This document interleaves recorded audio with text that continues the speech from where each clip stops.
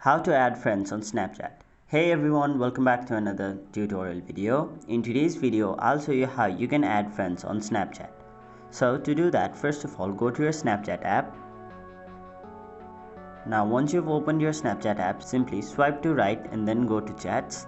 Now once you're on this page, tap on the search icon which is on the top left corner of your screen just right to your Bitmoji. So tap on it. Now in order to add friends, if you know their exact username, simply type in their exact username.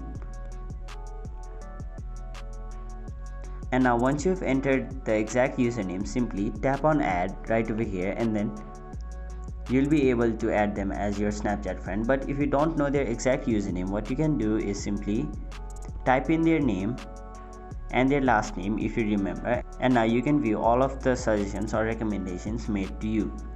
So if you find your person over here, you can simply add them by tapping the add option, but if you don't find them, you will have to enter more clues such as their last name or their usernames. So if you have the username or the name, you can simply enter over here and then add them as a friend. So simply tap on add and now you'll have successfully added them as your Snapchat friend.